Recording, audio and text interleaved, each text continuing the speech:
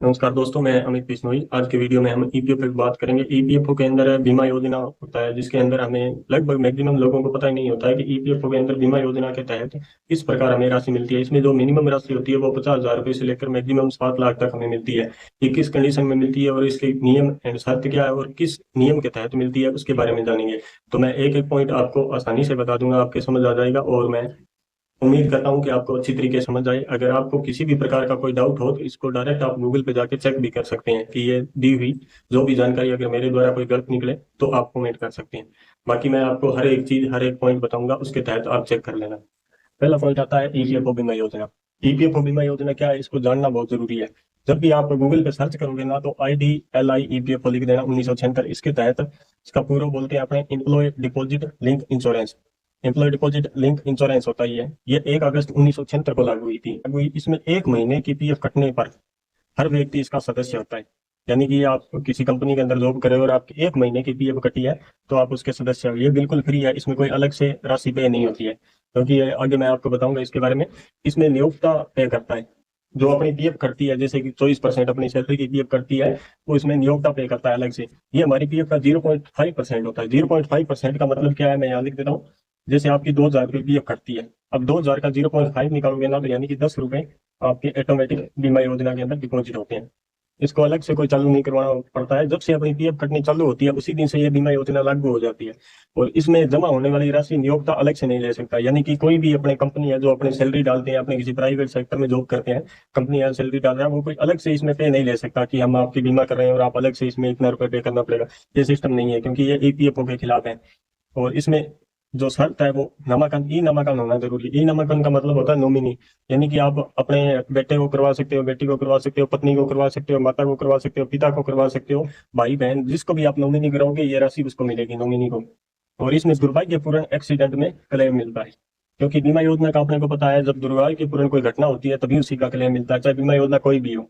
Condition जान लेते हैं कि किस टाइम अपने कितनी जॉब करने पर हमें कितनी राशि मिलती है, उसके बारे में थोड़ा मैं आपको और बता देता हूँ। मैंने आपको बताया था इसके 3 नियम होते हैं। 3 नियम ये ईपीएफ बीमा योजना के अंदर।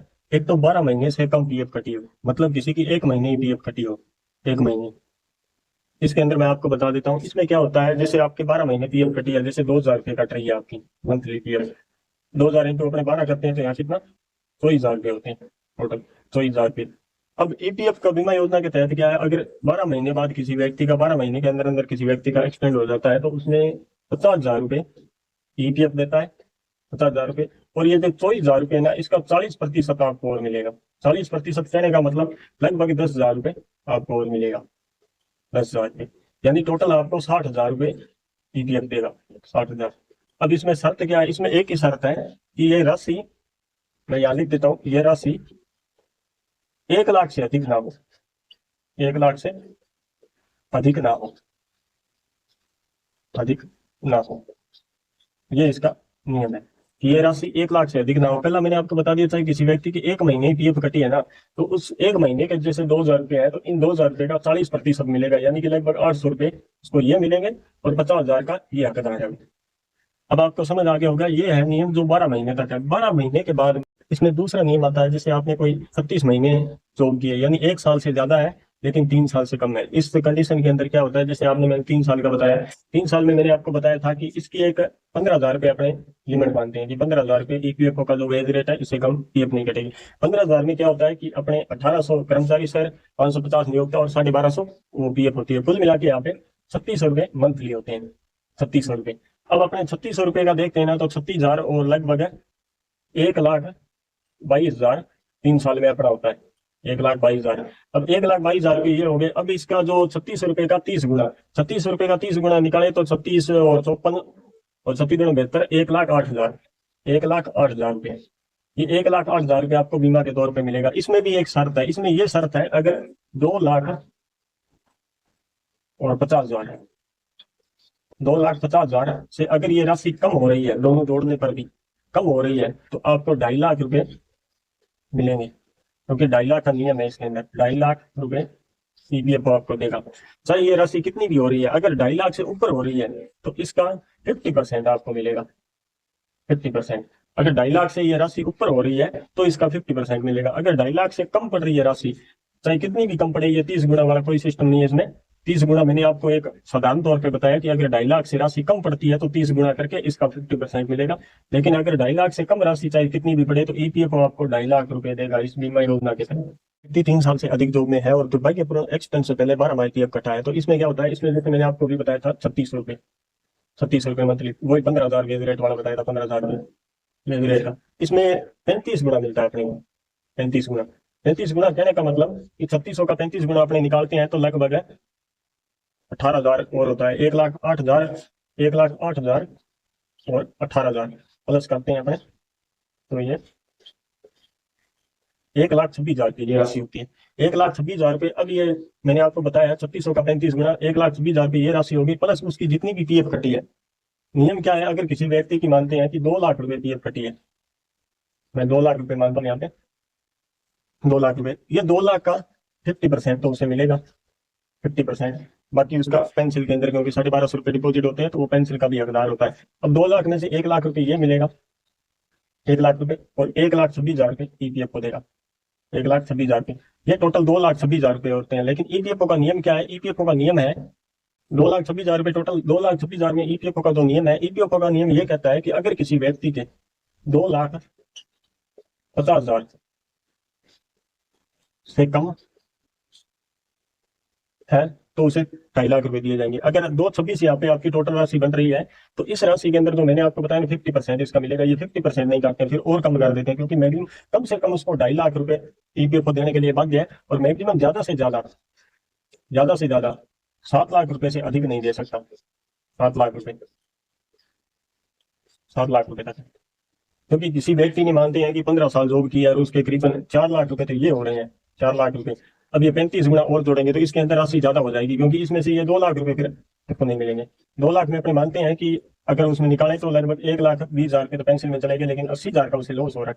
इसलिए ईपीएफओ बोलता है कि हम 35 गुना जरूर देंगे, लेकिन अगर किसी व्यक्ति की राशि इस पे 35 गुना से अधिक हो रही है तो हम उसमें इस प्रकार की कटौती नहीं करेंगे, फिर उसमें उसी वेज रेट के हिसाब से कटौती की जाएगी। लेकिन ये राशि 7 लाख तक आपको मिल सकती है, 7 लाख तक, वो मैंने आपको बताया था। मगर इसमें यह कंडीशन है कि कम से कम 3 साल, आपको 3 साल 1 महीना कम से कम होना चाहिए, यानी कहने का मतलब 37 महीने होने चाहिए। अगर आपको 36 महीने होंगे तो ये नियम लागू होगा जिसमें मैंने आपको बताया था कि ज्यादा से ज्यादा 2.5 लाख रुपए आपको ईपीएफ देने के लिए बाध्य है।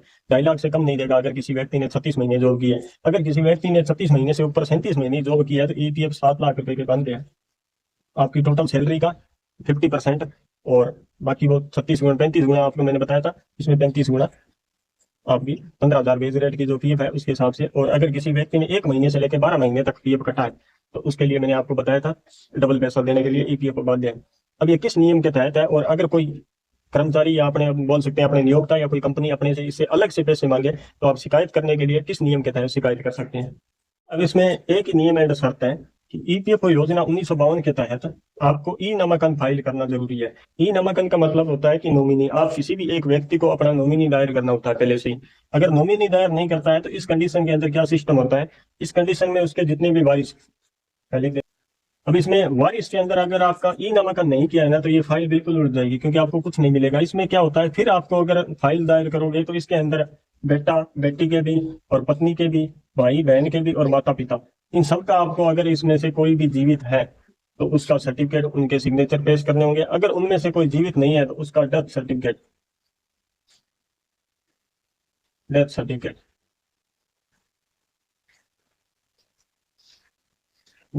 पेश करना पड़ेगा। अगर इनमें से आप नहीं, एक भी अगर डॉक्यूमेंट आप मिस करते हो तो ये आपको राशि नहीं मिल सकती। इसके लिए ईपीएफओ ने 1952 के तहत पहले ही बोल रखा है कि आपको एक ई नामांकन फाइल करना बहुत जरूरी है। ई नामांकन फाइल कैसे होता है उसका नेक्स्ट वीडियो में आपको पूरा प्रोसेस बता दूंगा। और एक चीज मैं आपको और बता रहा हूँ कि अपने ईपीएफओ का मार्च के बाद में ईपीएफओ का कैंप लगता है हर शहर के अंदर, अपना डिस्ट्रिक्ट बोल दें या जिला बोल दें, उसके तहत ईपीएफओ निधि योजना के तहत, निधि निकेतन के तहत 02 के तहत ये कैंप लगाते हैं हर महीने। मैक्सिमम लोगों को पता नहीं है ईपीएफओ आपके द्वारा इस योजना के तहत ये निधि निकेतन के नाम से कैंप लगाते हैं। उसका एक बारकोड जारी करते हैं जो महीने के लास्ट सप्ताह में, यानी कि लास्ट सप्ताह के अंदर अपने को 7 दिनों में एक बार कैंप लगता है, तो बारकोड जारी करते हैं। अब की बार जब भी बारकोड आएगा तो मैं हर व्यक्ति के पास मैं वीडियो के तहत डालूंगा। आप उस बारकोड को स्कैन करके अपने नजदीक शहर के अंदर आप ये पता कर सकते हो कि ईपीएफओ का कैंप कहाँ लगा है। वहां जाके आप कोई भी कार्य है, कोई भी पूछताछ करनी है, उसके तहत आप पूछताछ कुछ अधिकारी बैठते हैं, कुछ भी आपको पता करना हो या किसी नियोक्ता की शिकायत करनी हो, कोई भी कार्य हो तो उनसे करवा सकते हो। आज के लिए इतना ही, धन्यवाद।